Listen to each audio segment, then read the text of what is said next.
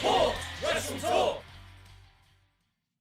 CM Punk, the real world's champion. Is he a face? Is he a heel?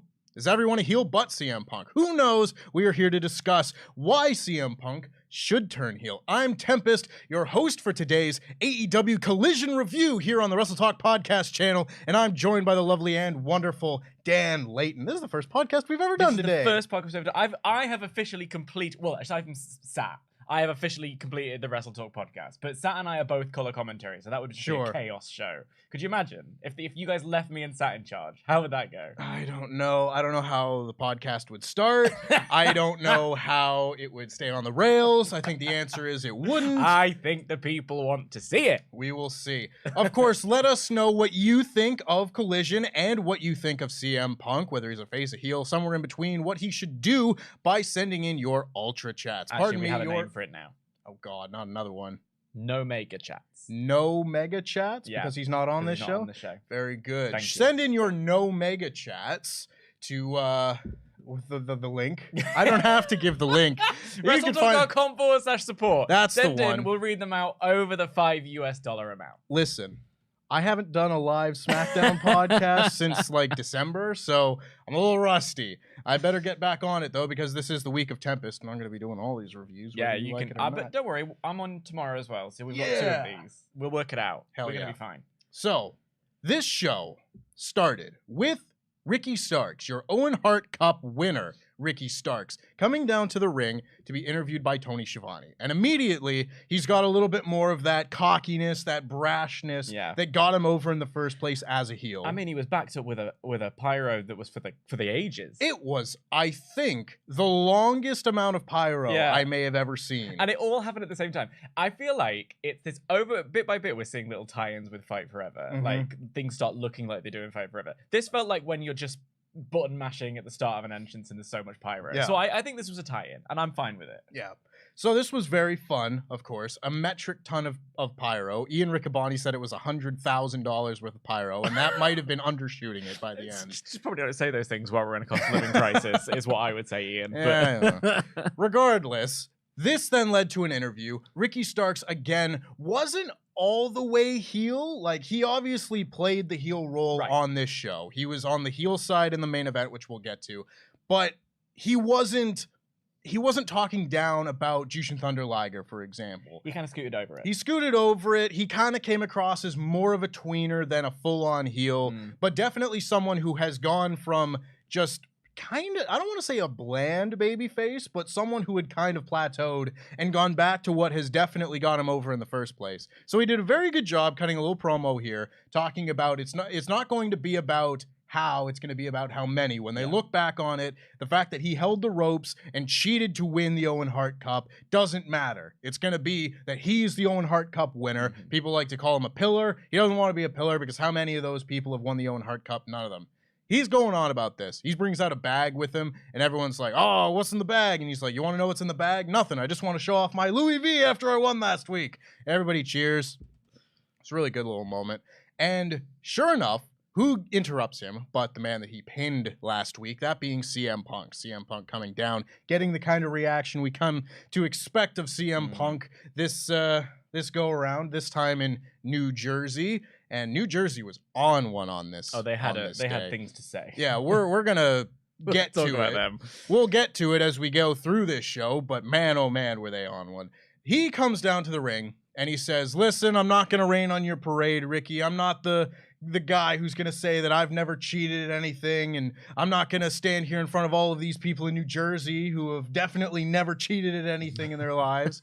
And if you had more of the winning instinct that the New Jersey Devils should have had, maybe they would have made it out of the first round. Ha ha, Devil. I shouldn't say that. I picked them to go far in my pool. So that aside, sucks to suck, New Jersey, but I'm a Leafs fan, so I get it. Hockey. It's okay. I know. It's all right. I know. We're in the dog days of summer. You have to know. You're a Leafs fan. I know. Like... I know full well, Dan. But regardless, the point of this section of the promo was CM Punk just asking Ricky, are you going to be able to sleep at night knowing that you won this tournament not being able to beat CM Punk?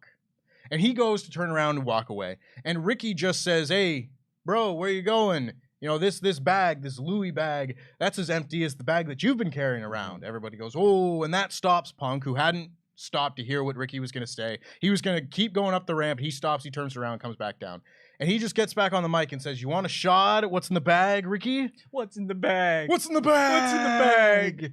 You want a shot at what's in the bag? Because, or are you just like Max and you just don't want me to have it? Because I'm the real world's champion. Has he said that before? I feel like he no, hasn't said I feel those like words. This was the first time where he explicitly said in the bag. What's in the bag and blah, blah, blah. And then this was one of those promo segments where interrupted by this guy and then interrupted by this guy as Christian Cage and Luchasaurus come out, and Christian, this marvelous man, comes down and says, Punk, nobody would ever hold a title that they hadn't won as he's holding the TNT Championship. Everybody laughs. It's very good stuff. Tee-hee. He comes down to the ring, and he gets blown past by Darby Allin, who won the Royal Rampage last week. Finally, a face comes out. Yes. A good guy. It was a very strange dynamic on this show. Everybody was hated, it seemed. Darby Allin comes out, and he and Punk are all buddy-buddy because they had their match last year at All Out, and they've teamed, or 2 years ago at All Out, pardon me, and they've had matches since. Punk did the Sting face paint, the Surfer Sting face paint. Feels like a year ago. It was more. Regardless, Darby says, Ricky, you don't want to be one of these pillars. I don't want to be one of these pillars. Everybody who stands with AEW, they're the ones that hold up this company. And Christian and Luchasaurus, why don't we all have a match? Christian, you don't even wrestle anymore. Yeah. You're not the champion. And he's like, I am the champion. I'll wrestle you in the main event. And they set up a tag match, Punk and Darby versus Ricky Starks and Christian. So very clearly at this point, Ricky Starks on the heel side of the page here. However, we go into the main event. Well, cut right to it. It was a long main event. Yeah. These main events on Collision tend to go a while, take up a good chunk of the show. And as someone who likes wrestling, I'm certainly not going to complain about that. But this was like a 25-minute main event. Collision apart. Yeah. But this is the show where wrestling takes precedent. And like sometimes matches go too long, you know. In general, I'm not even necessarily saying just Collision. But like, I actually like that it's giving this new show a kind of voice to have matches that go this long. Oh yeah, for sure. Like, don't get me wrong. I think 25 minutes for just a regular main event TV tag match with a wonky finish is maybe a little too long. It is. But that being said, I'm not getting 25-minute main events anywhere else on TV. So I'll take what I can get. This was a good match. CM Punk was still playing the role of the babyface in this match. He was the one who was getting pulled off of the apron, running around and being confronted by Luchasaurus as Darby is there, and he's like, oh, there's no one in my corner to tag. Punk runs back over, and Darby gets pulled away. Moments like that. It's very good stuff. He and Ricky Starks have a good back and forth. Ultimately, this match ends with Ricky Starks rolling up Darby Allin and holding on to the ropes again to get the win. So somehow in his first 5-6 matches, Punk has lost like half of them. Right. I was not expecting that when he came back whatsoever, considering I think he lost twice in his entire run before he got hurt the first time. So a change here on Collision for sure. But this leaves us with a question. And it basically is, what are we doing here? I'm trying to analyze the big picture of what the summer of AEW is going to be as we head in towards All In and then All Out, and who the challengers are going to be for top titles and that sort of thing. Clearly, there's a thread going with CM Punk and MJF over the world title that we haven't focused on because MJF is doing the tag thing with Adam Cole, and that's all very good. At the same time, we've got CM Punk and Ricky Starks who now have a little feud going. And CM Punk does not appear to be the one who is about to play heel in the Ricky Starks feud. But you then compare that to the MJF feud, where MJF, I'm not going to say, oh, he's this babyface. He's getting real over because I'm not a fool. I know he is, but a turn with MJF could come at any day. Right. So I'm not locking him into a babyface role by any means. But in terms of who is being cheered and booed right now when they come through the curtain, CM Punk's getting a lot more boos right now than MJF is. So you play these things together, and it leaves you with a question of where CM Punk should be, because as it stands, he's just a guy who comes out, gets heavily booed, and then some people, pockets of the fans, cheer very vociferously for him. It's so interesting, because you're dead right. I think it's a question of, and there are many questions that go into this, because it's not just like, what are we doing storyline-wise, who's busy where, we're going into All In. Immediately following All In is All Out. And where's All Out? Well, it's in Chicago.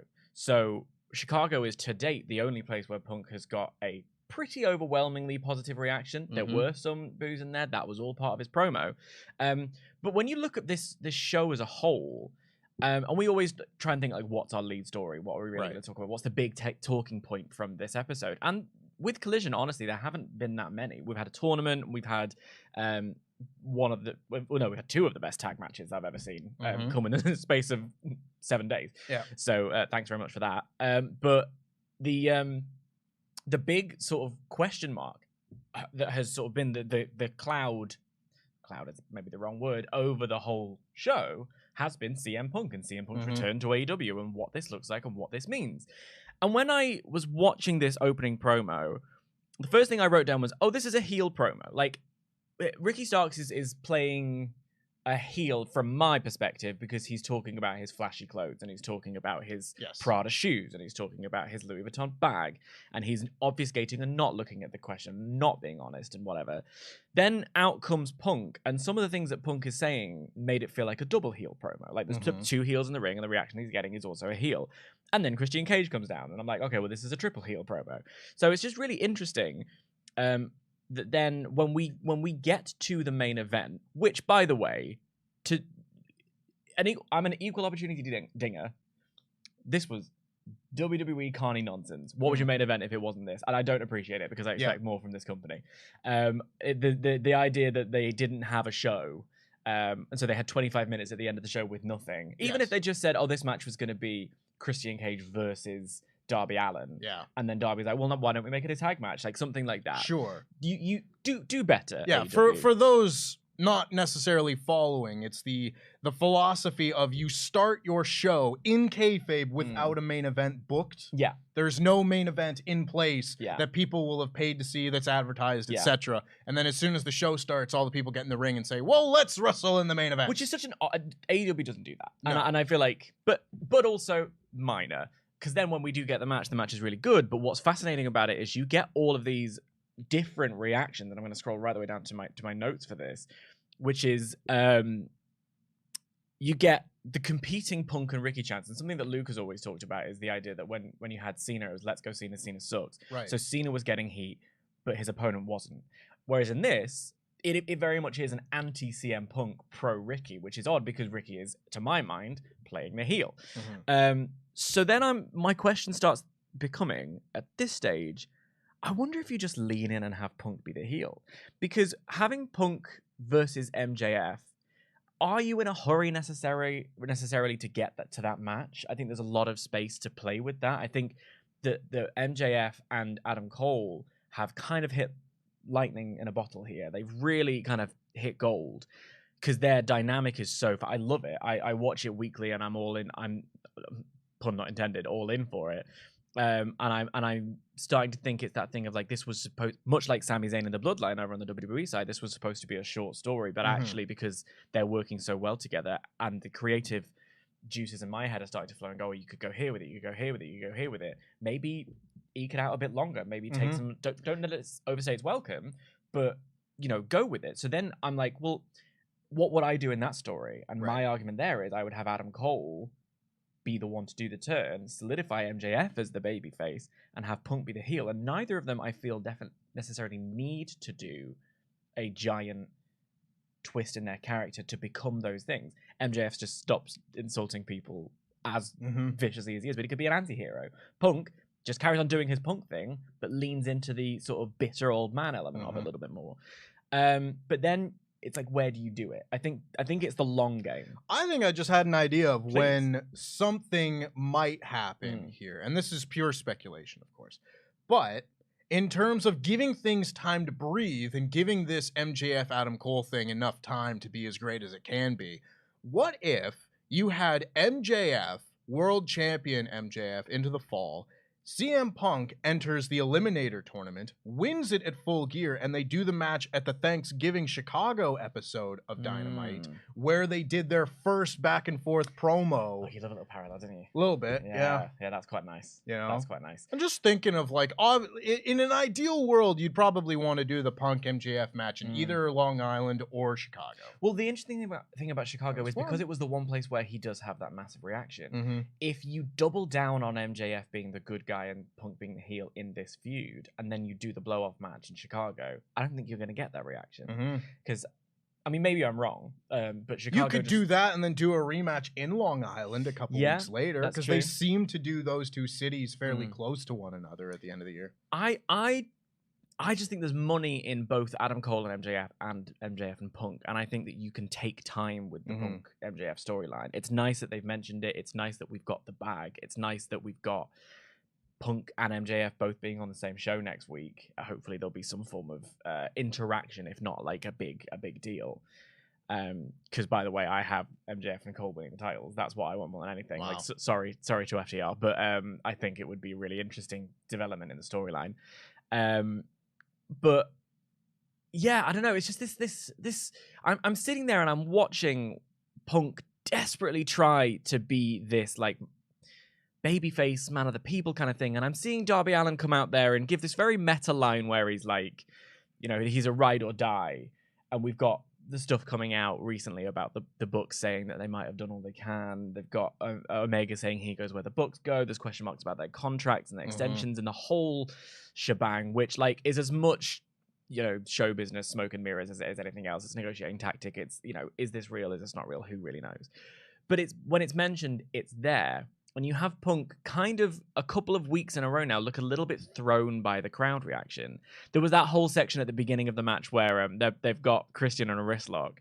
And by the way, I want to put over Christian's selling in this match. Absolutely. Let's put over Christian, who hasn't been talked about enough on this podcast. I love Christian. I genuinely think Christian is like maybe a top 5 worker in AEW. Oh, yeah. And think of all the people that are in AEW right now. And there was like a year period after he lost to Kenny Omega at All Out where he just maybe wrestled 5 matches on TV. Yeah. And that is simply not enough. No. I mean, did you see the picture of him on Twitter that he posted? Yeah. Where he's like, I wrestled in a turtleneck, but by the way, I am shredded. Like, it's so, I mean, it was incredible. But like, yeah, not only is he great as a worker, that ladder match at Double or Nothing I thought was so fun. But also, like, in this match, there's the bit where he's being thrown by Punk between the and he's giving it this whole selling, which just tickled me so much. But in this wristlock segment where like Darby's got him in a wristlock, he tags Punk, people are booing because Punk is tagged in. So Punk is like, do you want him instead? And they tag and they do this for a bit. He's playing to the crowd. But it is a dissonant moment where I'm like, God, it just feels like you would have more fun. And it's not even like a super Cena sucks thing. It just feels like you would have more fun and more creative satisfaction if you just lean in and have let Punk, and he doesn't like I say, he doesn't have to tweak the character that much. Yeah, I think it would be far more interesting, and you could tell. And I guess the tricky thing is if they've done this to try and elevate Ricky Starks, who again I think is a great talent. Like I think he has got a look. I think he's good and getting better in the ring. I think this promo showed that he's got it. He needs to refine the skill a little bit, but he definitely got it in the promo game. And he's got a theme to go with it. Because don't you just love singing along to that theme? Don't I just? So if you're trying to push and give this moment, and by giving him the Owen, you are giving him this moment, it would almost be a shame to stifle that by having Punk go heel as well. So it's a little bit like, at some point, we're going to have to and get off the pot with this. We're going to have to make a decision. We can't keep fencing it. Because I like a tweener as much as the next guy. And I like the idea of like existing in this gray area. But it just doesn't feel like this gray area is that great. No. See, the comparison that I want to make, and follow me here, because it's not one for one by any means. It is slightly apples to oranges. But I think the big thing is it would be more fun to lean in aspect of it. Where... You're right. You don't have to tweak the character, hardly at all. I was just watching clips from 2009 when Punk cashed in on Jeff Hardy, and he didn't change his character at all. He's just like, oh, so I just happen to do the same thing I've always done to someone that you don't like, or someone that you love right now, and now you don't like me. So what does that say about you? I didn't do anything different, blah, blah, blah, that sort of thing. So it's very much CM Punk to not have to change who he is. It's just all of a sudden people don't like him because he is this volatile figure. But in terms of the booking and the presentation on TV, it's like Roman Reigns circa like, I want to say it was like 2018,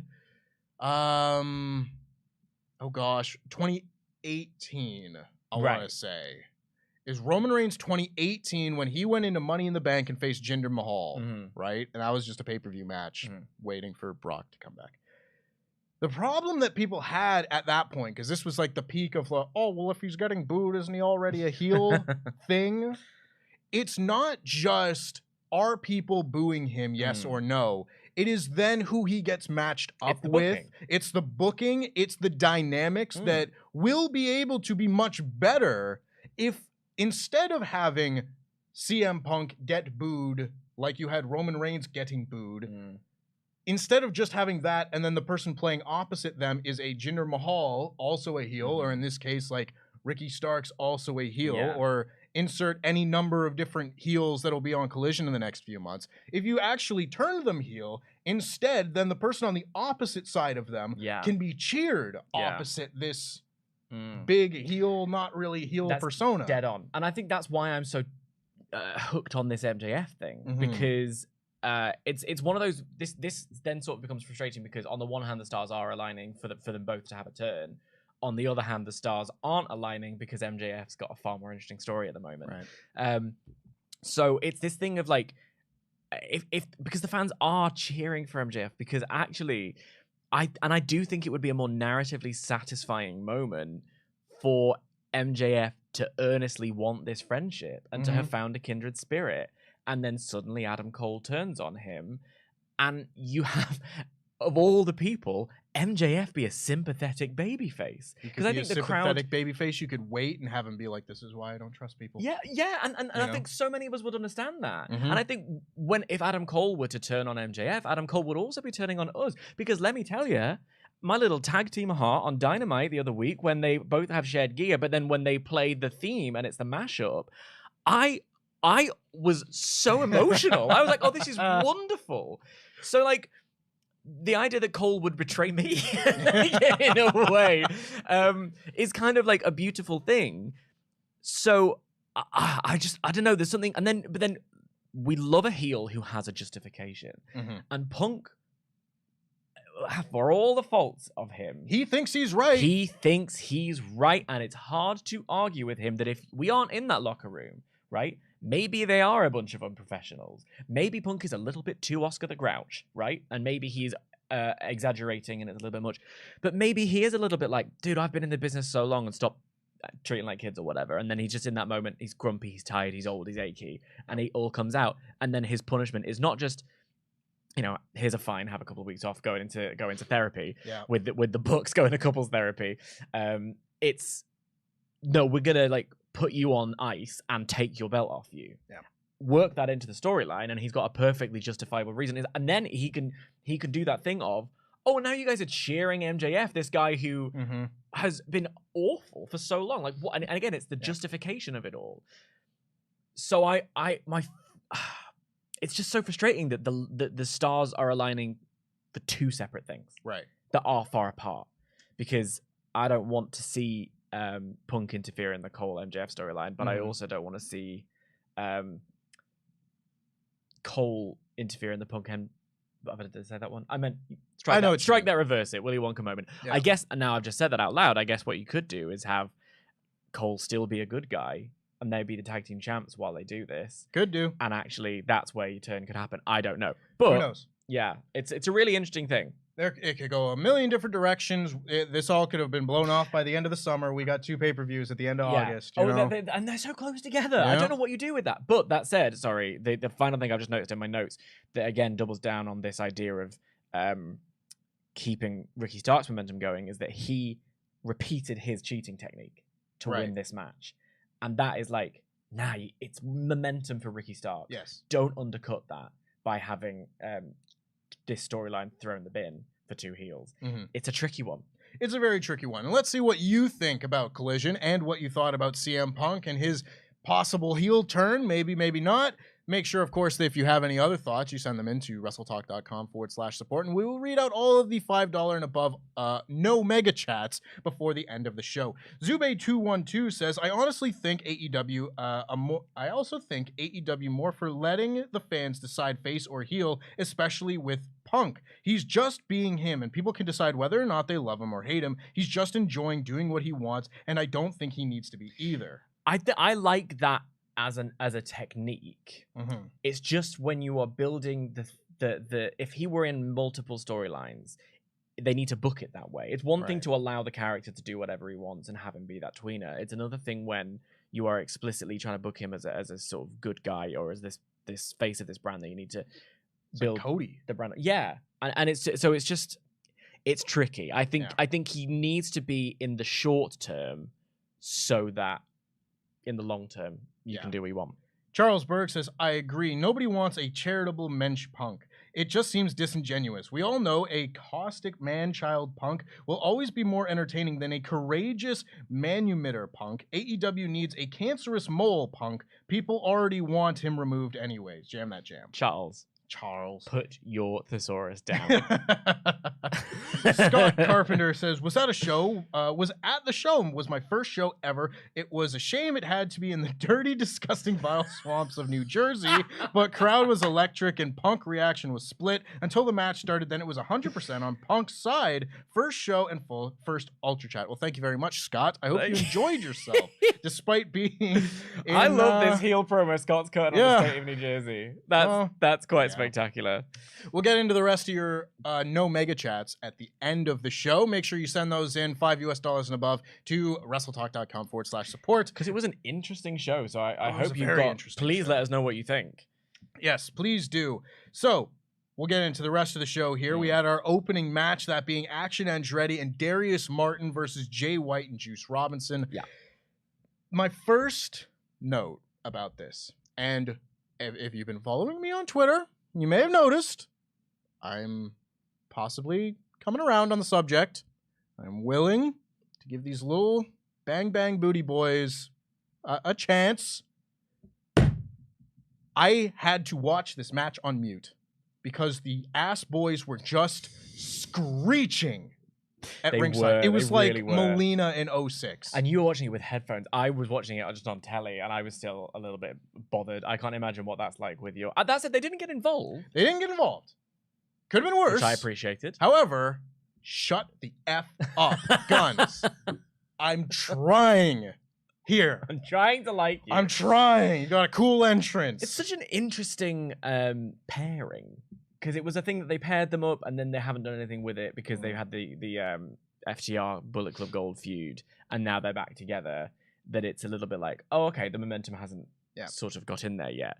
What did you think of the match, though? I thought it was a good little match. Yeah. Like, I think Action Andretti and Darius Martin are like a fun pairing that is biding time until Dante can come back. Yeah. This poor Top Flight. The most injury-stricken tag team I've ever seen. Yeah. These are the unluckiest guys I've ever seen in the business. But I thought it was a fun little match. I think Juice and Jay are obviously a fantastic heel team. That's not news. Yeah. And watching a couple of very flippy, fun, high-paced baby faces on the other side, I think that was just a solid little match. Nothing that I will go out of my way to ever watch again by any means. But again, just fine. No, I mean, it's a thing that Bullet Club needed they needed a win. They needed to get their little, not get their momentum back, but they just needed us to remember that actually, yes, they are a big player. And I think this match absolutely delivered with that. I've written down, I always pick out a particular bit that I just love. I love Andretti's counter out of a delayed suplex into a small package. Like he's holding him up in that suplex, just like showing off. And Andretti just knees him in the head and then gets him down into a small package, which is just a lovely little sequence that I really enjoyed. And next week we get them with Vikingo. Yeah. Yeah. I was about to put over, Andretti hit a corkscrew crossbody. It was like a corkscrew tornado, and it looked fantastic. It, to me, was the highlight of the match. Yeah. And next week, you're getting the most high-flying guys right now. So that should be a very fun match. Of course, this match ended, I believe, Juice Robinson. They just hit the parade of finishers. Juice Robinson hit his Or did he? Because it wasn't on screen. No. I have to. I'm sorry to the people who don't like it when we call out production or anything like that. But my degree is literally in film and TV production. Hey, me too. So So like this stuff gets right on my tits. Yeah. And it's unfortunately infiltrated AEW a couple of times. We missed Jon Moxley's submission or surrender in the which I think is criminal because Jon Moxley brought a bed of nails into the ring and glass into the ring and forks and screwdrivers and was bleeding from about 6 new wounds despite the one he's already got in his head. So when Jon Moxley surrenders, get that on camera because that's such a big moment and it really got on my nerves. This one, they missed Juice doing a splash and then they were like, should we cut to it now? Yeah. Oh no, we missed the switch. There's not the switchblade. We missed the Blade Runner. Oh. Okay, well, there's the end of the match. And I was just like, guys, come on. Yeah. You're better. Like, AEW, you're better than this. Anyway, Bullet Club Gold hit a parade of finishers. Got the win, pardon me. Jay White hit the Blade Runner to hit the last finisher, get the last laugh, get the win. Hopefully this should be a sign of good things to come, that they're not going to regress back down the card after this loss to FTR. Yeah, they should. Because what they have shown over the past couple of weeks is they're so good. Yeah. Like, it's just so good. They better be all in. I'll be fuming if I don't get to see them live. Oh, God, me too. Backstage, this is one of the smallest details, but it's one of my biggest takeaways from this show because it was one of the strangest things I've ever seen. There was a backstage shot of Andrade, El Idolo, AEW commentators. El Idolo. Andale. I don't know what the deal is with this one. Maybe they've all got a bet. Who can butcher Andrade's name the most? I didn't think this was an especially difficult name. No? But regardless. No. Andrade El Idolo arrives at the arena, and he's greeted with a horde of security guys and Rhett Titus. Now, to your casual wrestling fan, someone who watches Raw and SmackDown and maybe Dynamite, Casual Collision. So you can call me out. Say my name. It's fine. For all the Dan Laytons out there who may I not don't watch know ROH, I'm sorry. Who don't watch Ring of Honor, and not even don't watch Ring of Honor, but like, because you know that Kevin Steen's from Ring of Honor. Yeah. I'm not talking about the main event of Ring of Honor. No. I'm talking about a mid-card champion in Ring of Honor. But a mid-card champion who has appeared on AEW television before in matches and stuff, because everybody has been a security guy for a wrestling show, doing extra work and such. It's everybody's favorite thing. It's a rite of passage. Yeah, it's like the gangster. CM Punk the gangster. Dean Ambrose the druid, yeah, etc. Everybody's done some extra work for sure. But I don't know if I've ever seen a guy who has been a champion in your umbrellaed company like this, because he was mid-card champion in Ring of Honor. He was a TV champion. I don't know if I've ever seen someone who has wrestled on AEW programming before then go back and be a security guard extra. And apparently he wrestled on the ROH taping after Collision. Is he just picking up some extra shifts? Listen, Tempo, hard economic times. We've all got to take extra jobs on. And I for one, I respect it. Yeah. Everybody needs a part-time job sometimes. That is so funny that we have to, because my issue with that segment was that it was like, he's just like, oh, you can't be here today because your actions of last week or whatever. And I was like, what Andrade did last week was just come out on the ramp. He just came down to the ring and didn't even make it there. No, but then McGuinness being like, because we have this big trios match later on, he kind of can't be ringside because we're worried about it. Say that in the promo. Yeah. But whatever. Regardless, he gets shown the door and he's just like, oh, the locker room this way? And there's like, no, we're kicking you out. You're not allowed to be here today. So Andrade gets shown the door. The next match after that was Miro taking on Nick Comoroto. And this was a fun little squash. Yeah. It was not even necessarily a squash. It was just a short match because Nick Comoroto was doing the squashing for most of it. Yeah. And then Miro got the turn the tables because Miro was making his entrance and Nick Comoroto attacked him from behind, knocked him down. He rolled down the ramp and such. Miro getting a big reaction. Love this man. He's a perfect wrestler. I'm the biggest Miro fan in the world. I'm happy to see him on my TV any chance I get. He comes down. And they just do a quick little match. Yeah. Nick Comoroto beats him up, hits him in the corner, does the running splash, everything. Eventually, Miro cuts him off, rips his shirt off. Everybody goes crazy. He hits his kick. He hits the game over, locks it in, kind of works it to get Nick Comoroto, who's a giant muscular man, into this move. And eventually Nick Comoroto tapped out. Did he? So, well, no, he didn't tap out. Tap out at all. I also don't think he verbally submitted, but they said he did. So whatever. I don't think the people in the cheap seats are going to... That's fine. Call foul. But I liked. I'm a same as you, big Miro fan. I've wanted to see more for Miro than just Miro is in action. And I liked the fact that this one, while still being Miro in action, was at the very least a little bit different. It's someone of his size. There were odds for him to overcome bit by bit. Just would like him to have a proper go at someone because I'm in, and the crowd care. Yeah. So, yeah. I mean, this is the difficult thing because I've been trying to think like, what would you do? What are you going to do right now? What's your fantasy booking pitch? I'll tell you. I have it, and I think I might have said it before on this very podcast, but mine is I'm going to have him break Orange Cassidy in half and take the international title because the story of Orange Cassidy at the moment is he's taken on all comers, perhaps advisedly. He's got tape on essentially every part of his body at this moment. So I would not even necessarily in a squash match. I think giving Orange Cassidy some offense in would be quite nice. But Miro breaks Orange Cassidy. You do the Brody Lee Cody match, basically. It was the same story. Cody just did an open challenge. He was hurt. He was hurt too bad, and a monster came along and killed him. There you go. I think it's simple. I think it's effective, and I think it gives Miro a belt. It gives something else to go on Collision. And I would like to see it. That's what I do with Miro next, because then regular you could put him in a program with, and he could do open challenges. Yeah, like regular Miro matches. I can speak from experience are a very good time.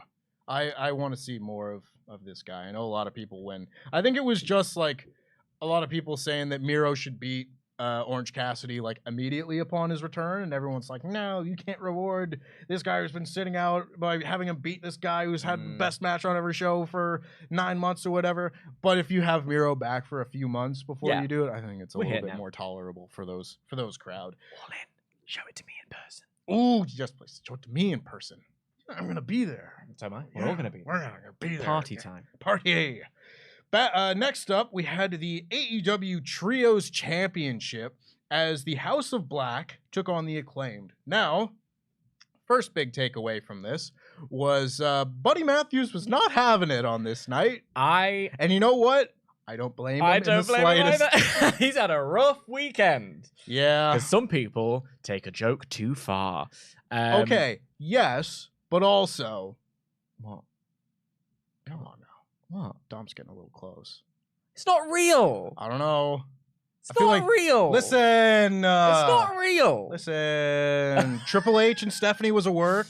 Yeah, that's You know? Yeah. I get we could do the game from Friends. We can name all the people who Angelina Jolie and Brad Pitt, people who got close on set. Yeah. Ryan Reynolds and Blake Lively. Yeah, that's true. That's okay. Fair enough. But it's Dominic Mysterio. Like, I love him. He's a cute little boy. I don't know why I said that. Do you want me to set you up? Oh, God, no. He's adorable. Come on. Yeah, but like, all right. I mean, maybe. Look, they're getting cuter every week. The little head nod, the little touch head thing on NXT is adorable. They're an adorable little couple. And it's performance. I know, but listen. I'm not putting on my detective hat here, but you never know. I'm looking at some vibes right there. Yeah. Hopefully, everything is all well and everybody is happy. But point is, Buddy Matthews was not having it on this show. But also, while he's not having it, if I can just, I don't know because I haven't done the straw poll, but I fear I might be mostly alone in finding Max Caster's raps deeply annoying. Like, I just hate them. I don't think they're funny. I don't think they're good. Other people seem to really like them. I just feel like they're a little bit too referential, and it's a bit like, whatever. So I was like, yeah, here we go. This is the rap, whatever, fine. And then a knee comes out of nowhere and basically decapitates the poor guy. So I was like, yes, here we go. I think they're good. I mean, it's kind of hit and miss. Every once in a while, he has a great one. Right. You know, like it was at like Double or Nothing. I want to say he came out and he had like a really good rap, and then most of the time it's talking about White House, maybe politics or sports or something like that. I just don't get it. And it's fine, but every once in a while, I think it's pretty good. I'm in my 30s. Maybe I'm not supposed to get the rap hip hop music. Oh, Dan. Regardless, this match took place, and I thought it was solid. Yeah, it was good. I didn't find like. It's funny, they kind of just absolutely dropped this House of Black rules thing, house rule Which thing. I think is a shame because I quite liked it. Yeah, there's some creative things. Maybe they just ran out of ideas after like 2, after it was just, okay, your manager's banned from ringside and let's have a no DQ match. Yeah, I think it's possibly that because there were a couple where they just didn't follow their own rules. Like they just like, it's a good idea because what else I liked about it was a level of confidence from the House of Black to say, like, we rate ourselves highly enough that you can add a bit of spice to whatever you want and we'll still beat you. Yeah. It was, I don't know, it's weird. But, good the match. I mean, I love Brody King running through people. I find it tremendously entertaining. I think Brody King is, it's difficult to say this because this is a world in which, like, Brock Lesnar and Walter and people like that exist. But I think Brody King is at the elite level of Haas wrestlers. Right. Yeah. He's so much fun to watch. I love this whole trio. He's brilliant. He's a giant bear who can move, and he's got an amazing look, and he's a good worker. Can't say enough good about Brody King. So this match, again, I didn't think was even necessarily terribly different from like their Double or Nothing match. Like it was just a solid trios match, and they've been building to this since Double or Nothing.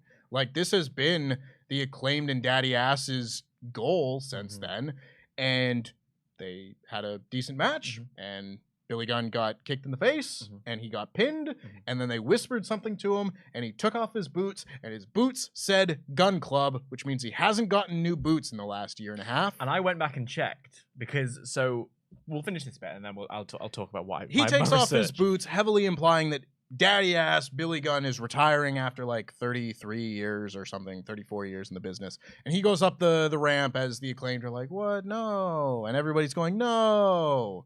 And that's the segment.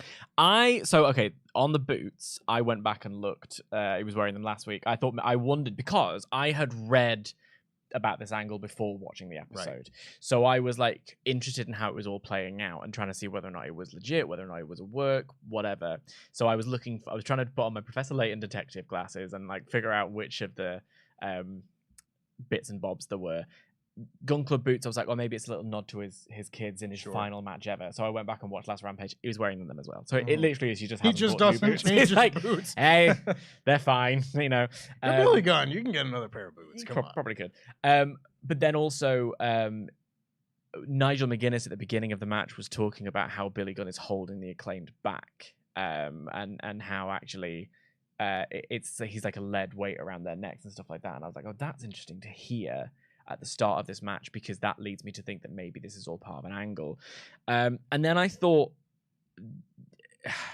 it's such an interesting, I liked it, by the way, either way. I'm just trying to find the best way to describe it, which is that it's either a really interesting angle or a really touching moment. So basically, like, you had Black and Buddy each saying something to Gunn. They sort of like whispered, and then as they were leaving, Buddy said something as well. And you can imagine it's that time on tradition of saying, thank you for laying down for us on your way out.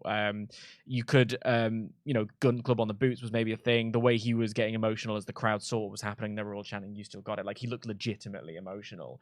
Because, yes, he does still have it. He's actually, I think he's still good. I think he can still go.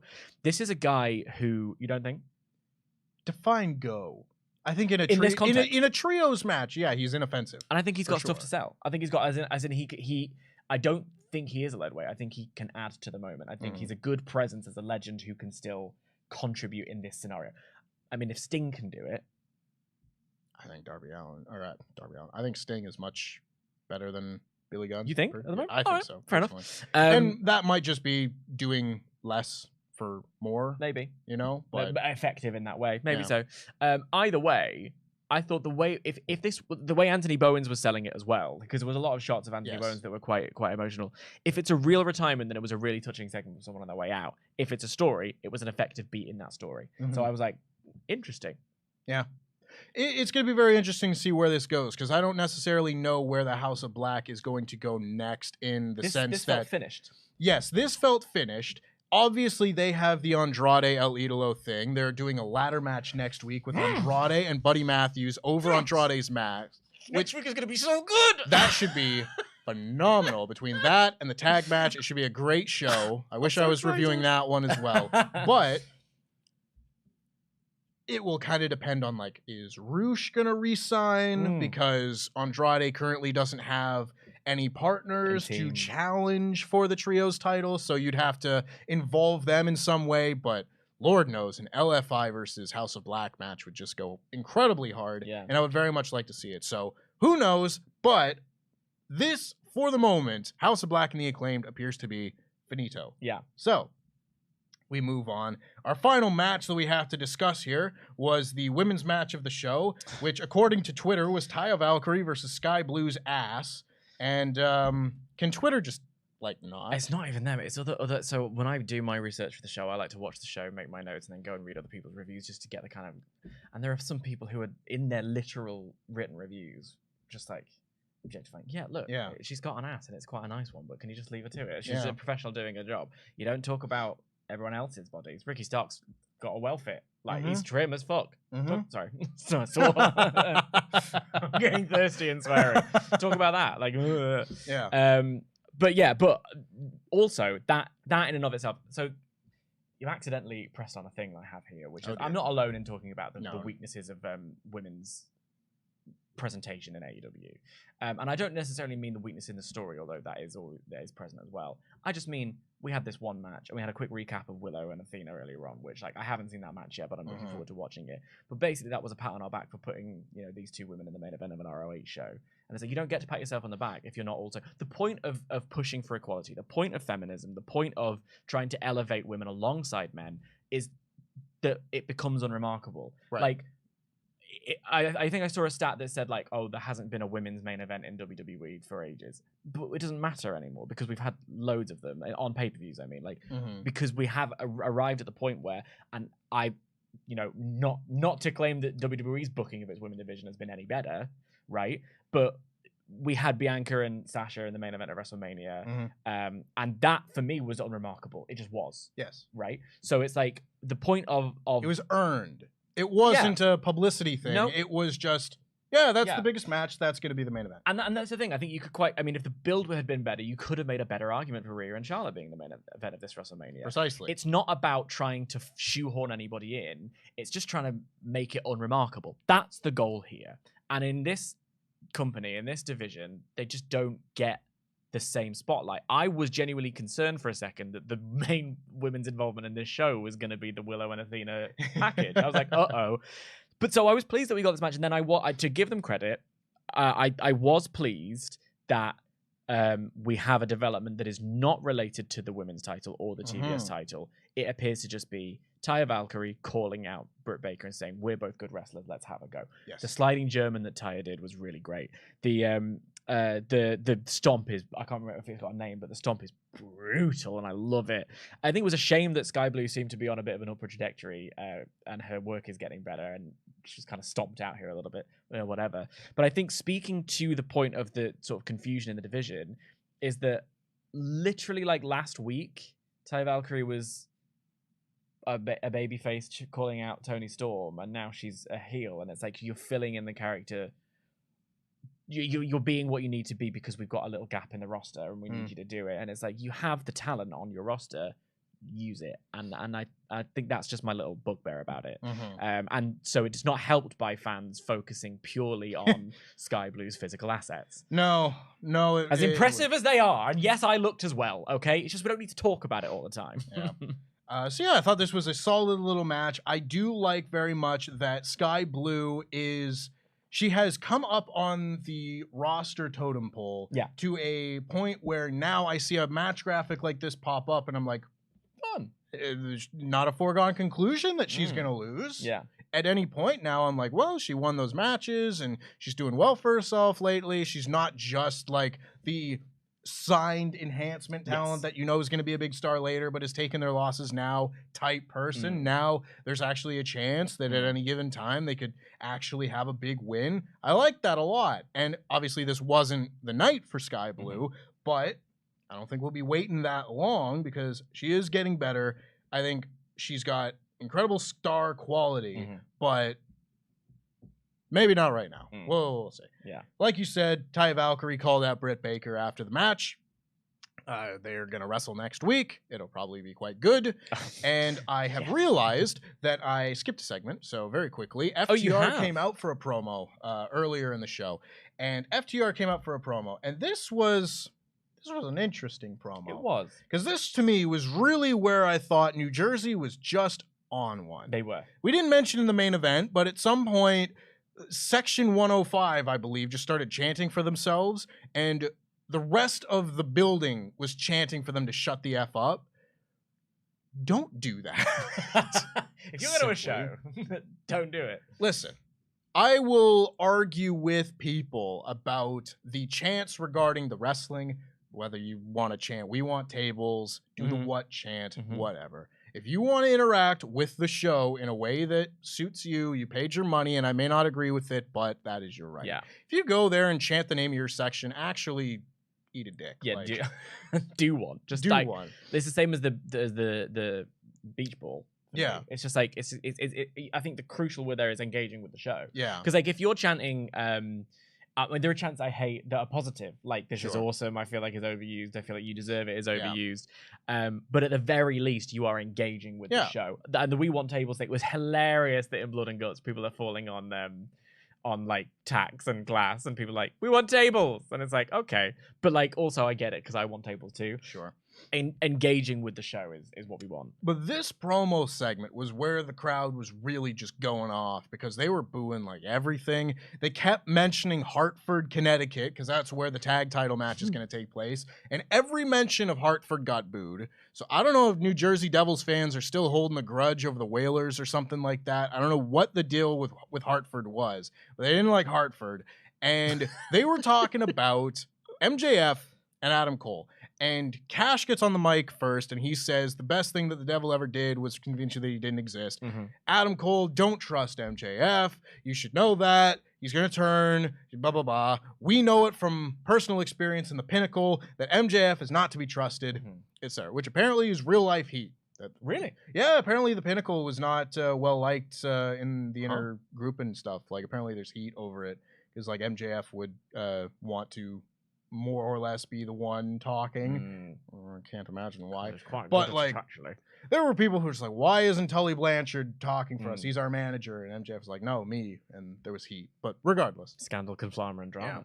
Yeah. I remember hearing things at the time as well that like there were people in the groups at the time where it's like, oh, so this is just an MJF Jericho feud. Right. And that's what the people care about. They don't care about the rest of it. Anyway, they have this promo, and Dax I usually find is a very good promo, and there were definitely moments in this promo that I thought were good as well, because he told a story about how he had to go and get a job when he was a kid, and kids kept coming into his job making fun of him because he had to work and they were privileged and whatever, and if he all he wanted to do, his dream was just to go around and sock one of them in the mouth and give him an ass kicking. And he never did that, and he's going to take out that anger and that frustration on MJF and Adam Cole, because they're those same privileged people that needed to get an ass kick and never got one in their lives. All that good stuff. It's, I like Dax's promos. He was a little flustered. I think this crowd kind of took him off game just because, they kept cheering MJF and Adam Cole, and FTR is supposed to be baby faces. They were baby faces last time I checked.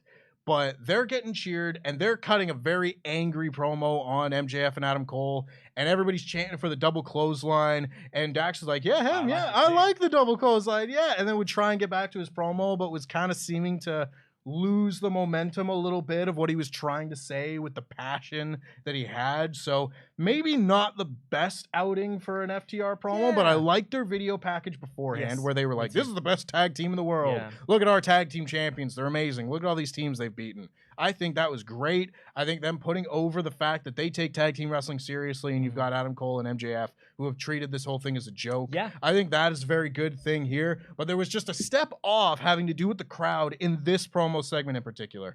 I think it was an effective promo. I think you're right. The setting was what got it a little bit confused. Because for me, the idea of Dax. So we've seen a few wrestlers get flustered by promos recently.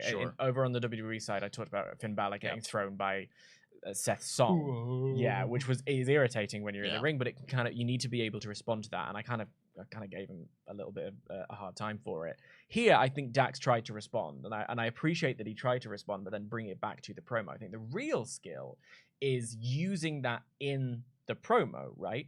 Because what they were saying was actually really effective, which is essentially what we were talking about earlier on. MJF and Adam Cole are working us as well, like that we're buying into this. So when he's saying like, don't, Adam, I'm trying to appeal to you directly, don't get it twisted, this guy's a bad guy, he's also saying that to us. And then meanwhile Dax is saying, we also give an ass about these titles, we really care, we want these, we fight for these.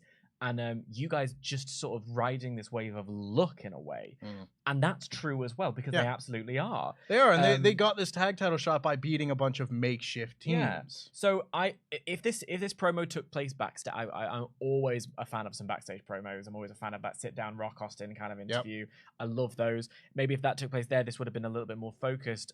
However, I think ultimately this promo for me was effective because it sets up the match next week, and I want to see MJF go hard and win this match to prove himself to Adam Cole to continue this storyline along the way. Absolutely. I'll follow your lead, and you can book it however you want, Tony, like you do you, but I kind of see that as a really satisfying answer to this promo, because what this promo did say was a very true and very effective wrinkle in that story. So for me, it really worked, and I'm looking forward to the match so much. Ooh, I was very hyped when I saw the end of the show previous, where they had their stare down, and it was real, just real graps, just heated, real life tension being blown off in some wrestling. Love to see that. That's that good stuff. Big fan. So that pretty much brings the review section of our AEW Collision, almost called it a different show, AEW Collision review to a close here. We're going to read out the rest of your no mega chats here. So make sure this is the final call. Ding, ding, ding, ding. Make sure you get any last ones in WrestleTalk.com/support. And we will be reading out all of the $5 ones and above before the end of the show, which is going to be very soon. Riga says, personally, I think Punk going heel and MJF face is the perfect lead up to MJF Punk 3, because I'd love to see that rematch with them on opposite moral sides to the original. MJF is beloved like old Punk, and Punk is now the Cena, and this time MJF wins. It's such an interesting... I didn't even think of that wrinkle. The idea that they're both... What if you could get a moment of like a repeat of the kiss but holding the AEW belt and replace that picture in everyone's memory? That's really something. I like that. I mean, I go back. I think the year of MJF booking that Adam did over on partsFUNknown is one of the better ones that he's done. That is because he's quite good at it. He's very good. So I think it's one of his best. And I love, it's become my headcanon that I want the first interaction between MJF and CM Punk to be them getting in the ring and MJF grabbing the mic and just saying, I'm so disappointed in you. Because nothing's worse. Nothing's worse. The parallel of the first promo, everything would be great. Anyway, a couple have been missed from the AEW Dynamite review from last week. Classic, so very classic, unacceptable. ELTRMZ says, have a money. Thank you very much. We shall. And William Rosmer says, all in, the greatest surprise coming out of last night was that Statlander is still with best friends. Yeah, it's news to me, but hey. Hey-o. That's long-term storytelling. Yeah. It's LTST. Yeah, they haven't broken up. Why would they be apart? Alba218 says, what I want is MJF and Cole to lose to FTR, but choose to stay friends. Then MJF and Punk feud heading into All Out, and then after MJF retains, Cole turns on him. So we have a sympathetic Max versus Cole embracing his heel side. First Ultra Chat, love y'all guys. Hashtag jam that jam. That's a good way of a good way of doing it all, actually, is to have them lose but still stay friends. I think that I hadn't even thought of that as a possibility. Yeah. In my head there was a turn or nothing. So yeah. I like that. That's good. Yeah.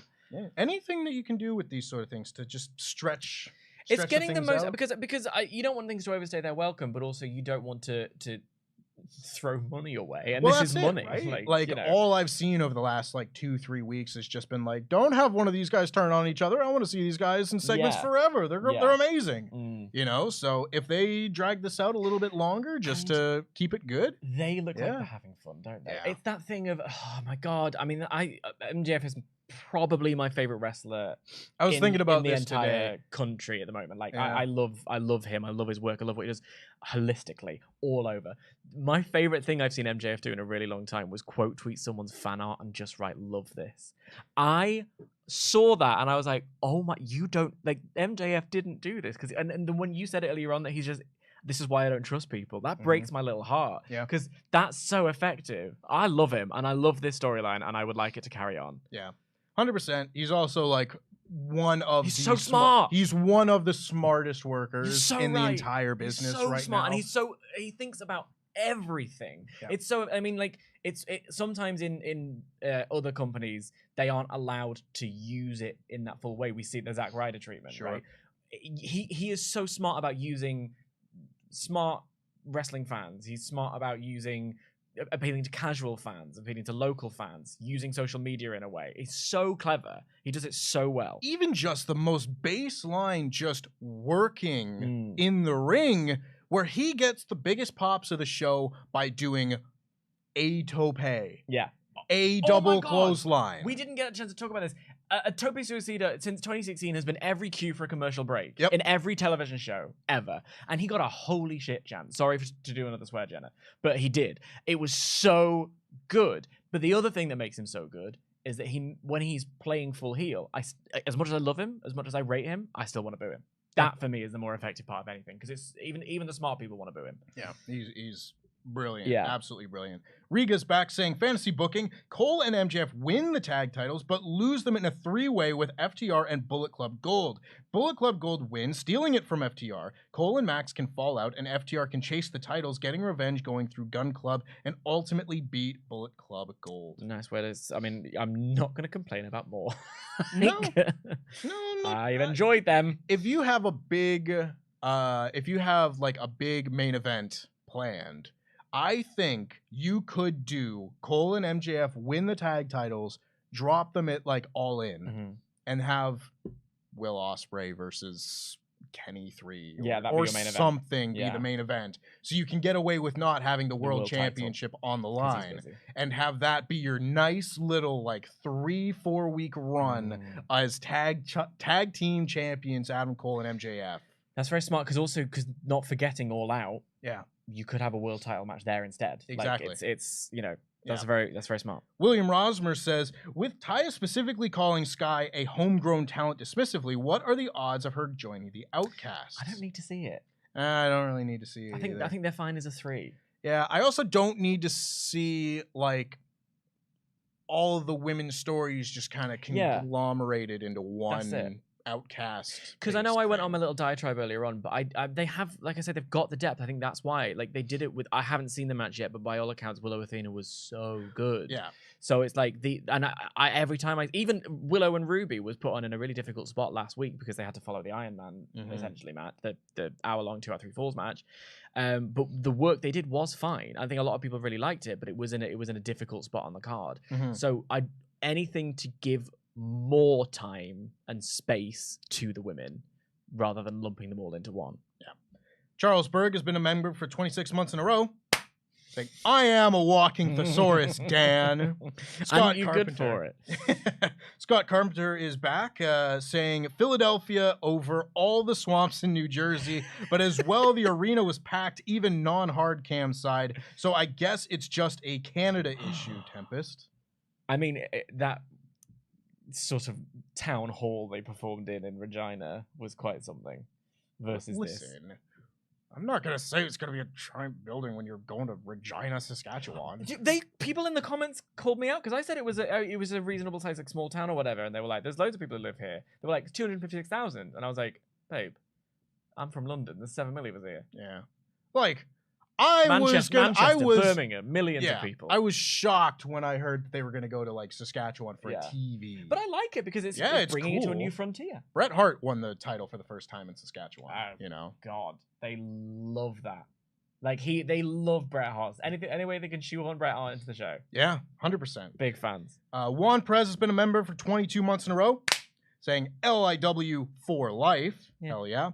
Hunty Bun says, hi, first-time Ultra Chatter and long-time Patreon backer. Was at the show with my fiance and had an incredible time. Ran into Big Bill in the elevator and he was delightful. Thank you all for what you do at WrestleTalk. It's helped me through some very dark days. Thank you very much, Hunty Buns. Hope you had a very good time at the show. And I hope Bill was polite and pressed your button for you. Yes. I hope he was indeed big. I hope it wasn't false advertising. William Rosmer says, first Ollie praises Bob Iger in the news, then Dan doesn't like the Acclaimed raps. That's 2 heel turns today by WrestleTalk staff. A sad, sad day indeed. Also, I put in an Ultra Chat on Thursday near the end of the show that I don't think has been read. I think we got it. Yeah, we got it now. I think we got it. I called Ollie out on Bob Iger, by the way, earlier on, because he was like, I don't know why people are mad at me, and I was like, let me tell you why. Yeah. Now, you're from close to this part of the world. How do you pronounce that? Aoife. Thank you. I've seen that Irish name. names. Yeah, I know it's an Irish name. Yeah. I am Irish. I should be better than I am. I don't know if this is a pun. Like if this is your name, it's lovely. But Aoife Cassidy, because you know Eva Cassidy. Yeah.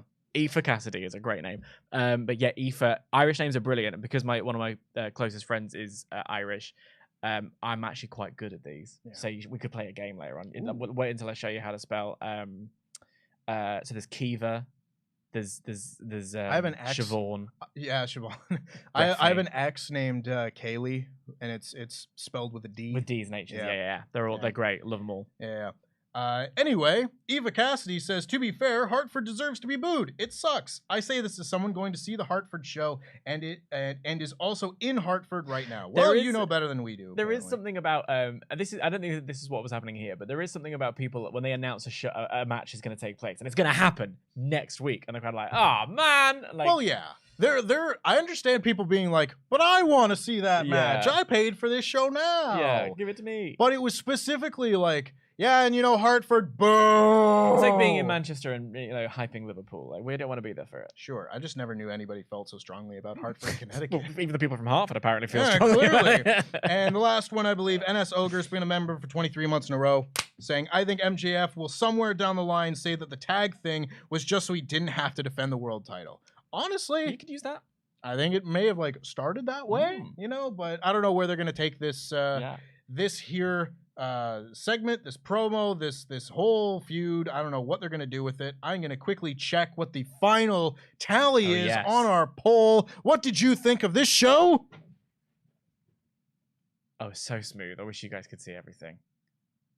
We've got 77% up. 77% up. 22% mid, 20% mid, 1% down. Yeah, I think I align with that. I think it was a good show. Yeah, I think it was. It's an interesting one. We talked about it upstairs. Collision is sort of it's not got massive talking points out of it. There's a lot of simmering going on in Collision. I don't see that as a bad thing. I like it. Yeah. Gives me some long wrestling matches, and I like those. Thank you very much, of course, for checking out this AEW Collision Review podcast here on the WrestleTalk Podcast channel. Make sure that you've given this video a like. Make sure that you subscribe and enable notifications for WrestleTalk Podcast channel. We are going to be back tomorrow with the Raw podcast. Still you and I. Still you and me. Yeah, you and I. Back again. We're doubling down. Never been on a podcast together, and we're just racking them 2 days in a row. Lucky you. Look at me. I don't work Mondays. Oh, I do. I do. I'm not supposed to be here. You're throwing shade at me. I was no, like, you're lovely. I love doing podcasts with you. Oh, thanks, mate. Yeah. Anywho, thank you very much, of course, for watching. I hope you enjoyed. Leave us a comment down below with what you thought of AEW Collision. Let us know what you think of Hartford, Connecticut, and we will see you next week. Bye-bye.